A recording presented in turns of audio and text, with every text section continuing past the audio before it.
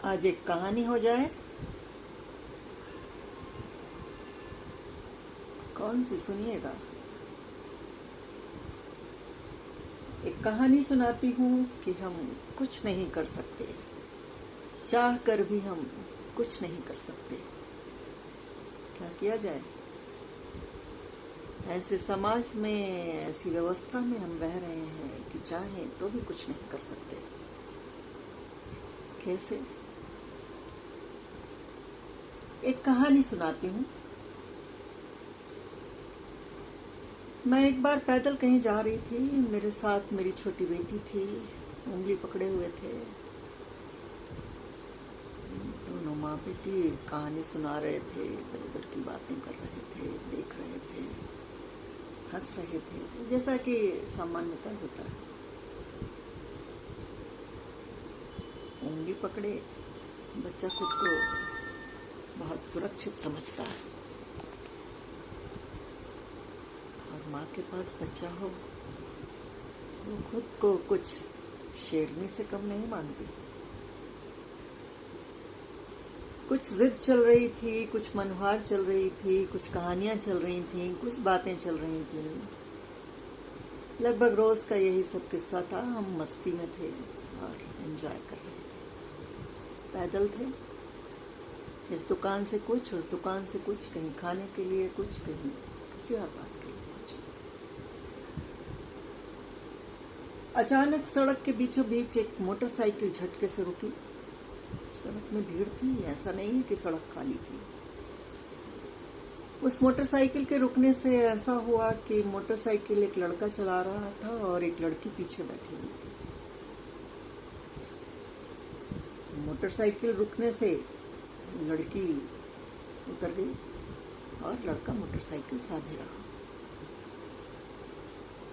इससे ये हुआ कि लगा जैसे कहीं बीच में कुछ काम है, या कोई अव्यवस्था सामने आ गई है, या कुछ दुर्घटना हो सकती थी। कुछ अचानक दिमाग ज्यादा कुछ सोचता नहीं है, इधर उधर की बातों पर ध्यान देता है और आगे बढ़ जाता है।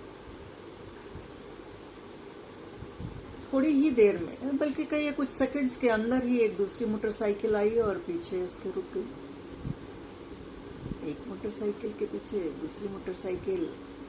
पीछे वाली मोटरसाइकिल में दो लड़के बैठे हुए थे। आगे वाला लड़का मोटरसाइकिल संभाले रहा और पीछे वाला लड़का उतर गया।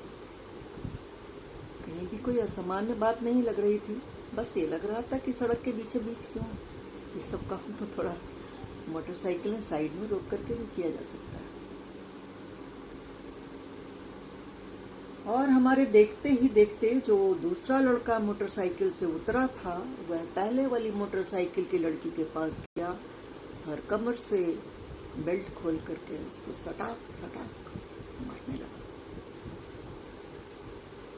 दिमाग कुछ समझने की स्थिति में नहीं था कि हो क्या रहा है आखिर। धीरे धीरे भीड़ लग गई, लोग चारों ओर से घेरे हुए थे।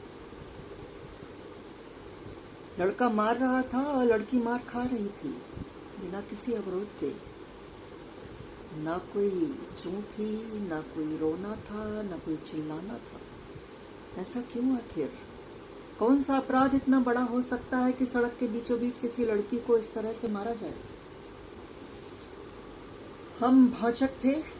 मेरे साथ बेटी छोटी थी, इसलिए कुछ करने की स्थिति में नहीं थी। पहले खुद को संभालिए, फिर दूसरे को संभालिए। हवाई यात्रा करते समय ये तो आपने सुना ही होगा, पहले अपनी बेल्ट बांधिए, उसके बाद दूसरे की मदद कीजिए। तो पहले मुझे खुद को और बच्चे को संभालना था, उसके बाद आगे देखना था। लेकिन तिलमिला तो रही थी बहुत बुरी तरह से। कुछ कर नहीं सकती थी। बच्ची डर गई थी, मेरे पैर पकड़ रही थी, कस के पैर पकड़े हुए थी, छोड़ नहीं रही थी। उसको भी समझ में नहीं आ रहा था कि आखिर क्या हो रहा है। खून उबल रहा था, बच्ची घबराई हुई थी और हम कुछ नहीं कर सकते थे। वह क्यों मार रहा था, वह क्यों पिट रही थी, हमें नहीं मालूम। लेकिन वह मार रही थी, वह मार खा रही थी और वह मार रहा था। दोनों मोटरसाइकिल संभाले हुए लड़के भी बीच में कुछ नहीं बोल रहे थे, चुपचाप एक चालक की तरह से मोटरसाइकिलों को संभाले हुए थे। क्या बात हो सकती है, मेरा दिमाग तो आज भी परेशान हो जाता है। लेकिन बेरहमी से मारे जाने की कोई तो वजह होनी चाहिए, और ऐसी क्या वजह हो सकती है?